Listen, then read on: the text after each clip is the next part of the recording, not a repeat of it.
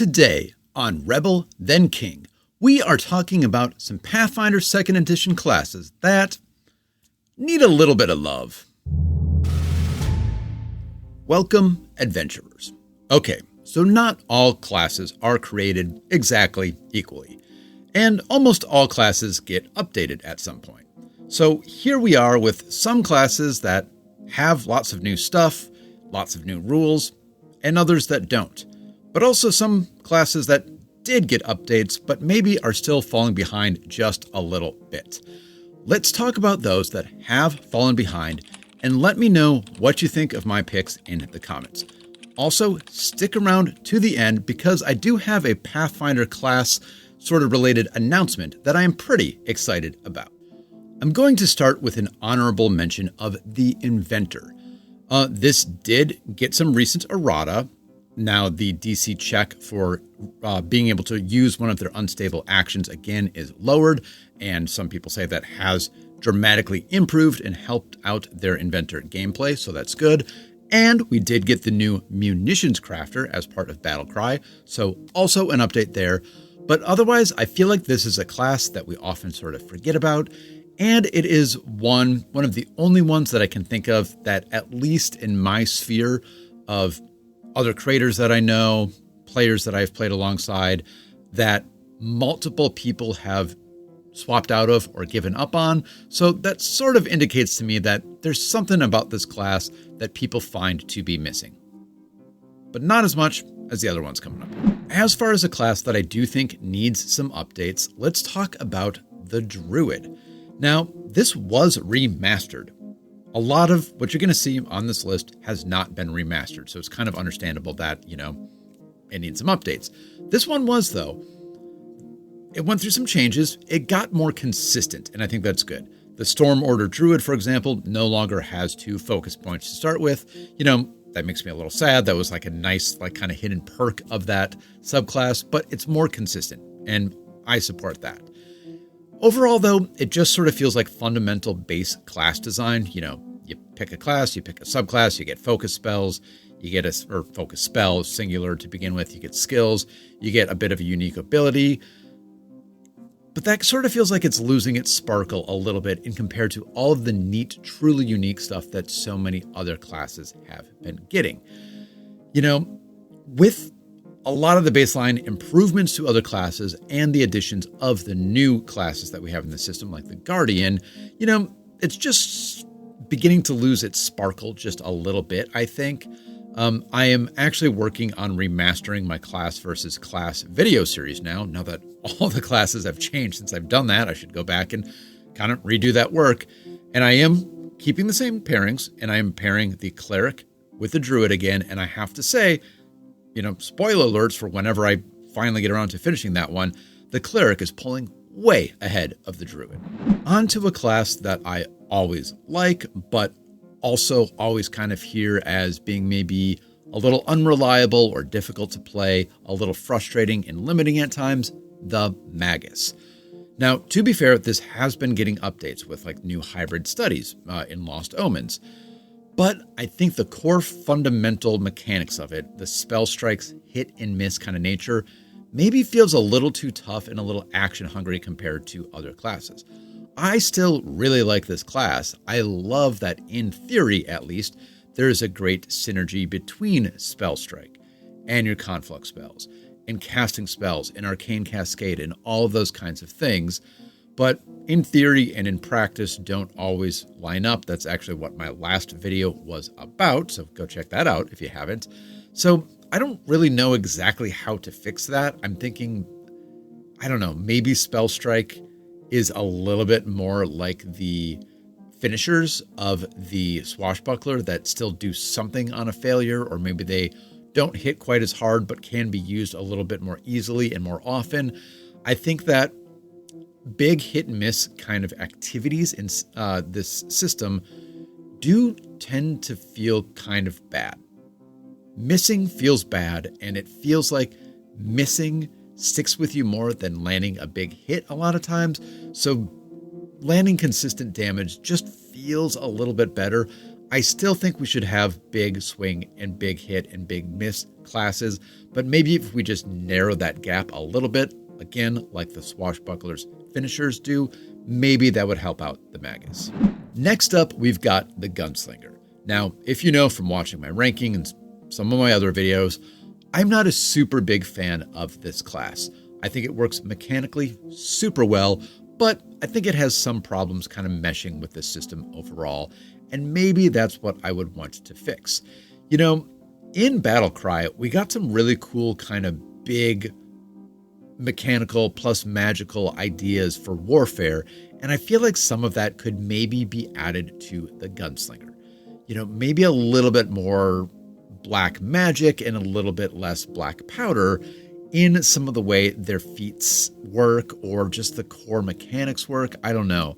I just think another thing about it, I should say, is when the Gunslinger came out, they had specialty reloads, and that was sort of I would say that was the core unique feature of the Gunslinger. Yes, they were experts in firearms and crossbows. That was great. Yes, they have the singular expertise, which has been improved, by the way. So they have picked up some improvements, and that is good to hear. They now, rather than doing just 1 damage, do 1d4 extra damage just by being good in firearms. So that's huge. But the specialty reloads were kind of their thing, and now other classes also have specialty reload feats, so it kind of feels like it took some uniqueness away from the Gunslinger. Also, last thought on the Gunslinger here. Does anybody have any recommendations on getting a crossbow-based Gunslinger to actually work? I really want to do it. I've tried theory crafting it, but it feels like every time I do it, I just come back to this isn't as effective as using a firearm is.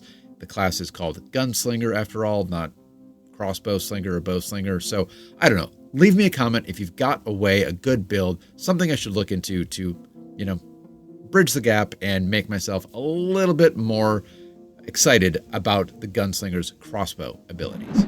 And if I'm talking about the Gunslinger, I'm also going to be talking about the Fighter, which has been remastered. Barely any changes to it. The Fighter, I still think, is just sort of a too blank of a class in the system.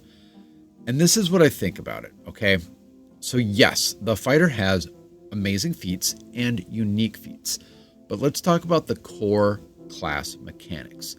Is there anything super unique about the Fighter in the core class? So take a Barbarian in a Fighter, or a Monk in a Fighter, Ranger in a Fighter, before they pick any feats, and compare then. And I think in all of those comparisons, you would say there are unique, cool things about each of those other classes. The Fighter is just an expert, which, everyone else will be eventually. So I still feel like they should have something, a single unique thing, a single action, like the Guardian gets taunt, just an amazing one action that they can use in combat that is unique to them. Otherwise, I don't know. It's just the sort of the plain expert, not super exciting to me still. Super mechanically viable, definitely. But if there could be something about them, leave me a comment if you have any other ideas. Something about them other than just, well, they do the same things as everyone else, but they do it better.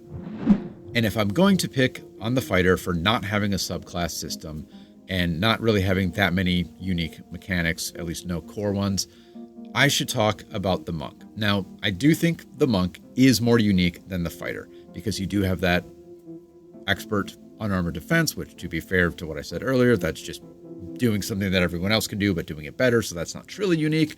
But you do get flurry of blows. So at least that's a single unique core mechanic to the Monk. However, beyond that, it is just feats. I was really hoping, because I like subclass organization, I was hoping that the remastered Monk would have actually had like a subclass stance system where you actually pick a stance or a way of fighting, and that becomes what you level up in. And sure, you could, kind of go between subclasses and pick other stances. So almost mechanically the same to what we have now, except now the thing is you get like stances, and then, the kind of stances rely on each other. So you kind of backwards organize yourself as you level up into basically having picked a subclass almost in the beginning anyway. So I don't know. It feels like people just kind of self-organize basically into what is essentially a subclass. So why not formalize it and give an opportunity to add some different flavor text and different kind of universally known styles to the monk, so it's not just a collection of feats. Enough with the martials, let's talk about the psychic. Now, this one, in theory, is an amazing class, and it can do some of the most extreme spellcasting damage out of anything in the system. I mean, it's wild when it is really working. The thing is, I find Unleashed Psyche to be a little bit limiting. You can't use it in the first round of combat. You just mechanically, the way it works, you have to use it as a free action on a turn if you cast a spell on your last turn. So you cannot use it in the first round of combat, and combat tends to be short, like 2, sometimes maybe 3 rounds. So that's limiting, especially considering the number of classes that, as part of Remaster, got extra just automatic bonus things that they used to have to do checks for. The Barbarian just rages on initiative now. It doesn't take an action. There's a kind of better devise a strategy and pursue a lead interpretation that I think leads to more devise a strategy as a free action for the investigator. The Swashbuckler gets precise strike damage automatically just by using agile finesse weapons, and they gain panache even if the check to gain panache fails. A lot of big improvements on sort of unlocking the abilities of other classes that we don't have on the Psychic right now. And then the other thing is, well, it only lasts 2 rounds. So yes, combat is short, but now you've had to wait to get in the action, and now you're really only going to be super effective for a short period of time. So you've got the option between piling in a bunch of damage as much as you can, or using your super cool psychic abilities that can only be used when your psyche is unleashed. So you've got all this stuff that you can only do in a tiny period of time, and then you are debuffed afterwards. So it's just kind of not great, frankly, compared to what a lot of other classes now have. And to end with a class that I really do like a lot, the Kineticist. I love playing as my wood element Kineticist. I think it is a fantastic, unique, fun, great class design. You can choose a single subclass, you can dual subclass kind of, and then combinations thereof. It is just great. But when it comes time to go to town and do shopping, it's kind of nice in a way. You barely need any gear or boosts of any sort, but it does, kind of get a bit boring, and you sort of feel separated from everything else going on. And because you do have a limited number of feats, and it's those feats that grant you your spell-like abilities, additional impulses, and you only have your 1 elemental blast core impulse, or for combat at least, it does start to feel a bit repetitive at times, and it feels like there aren't many options out there for you when you're looking for loot or looking for items and things like that to, start to expand on your abilities as a Kineticist. It's not a huge problem. I still find it pretty darn fun to play. It still has enough variety to keep me engaged in all of the encounters and the role play that we have. I just wish there was 10, 15% more variety and availability of additional options and items that mesh with the rest of the system for this class. Well, that is it, adventurers. Let me know if you think there are other classes in the system that need some improvements, or if you think any of the classes that I talked about are actually totally fine. Catch you in the comments, and see you next time. Oh, but wait, the announcement. Okay, this is an announcement for an announcement. My next video, which should be out in a week or 2 after this, I'm just setting a few things up, I am going to get started on my next big class ranking video. But this time, all of you are going to help me build out the list. So stay tuned, more details to come on what I hope is going to be the biggest, most collaborative Pathfinder class ranking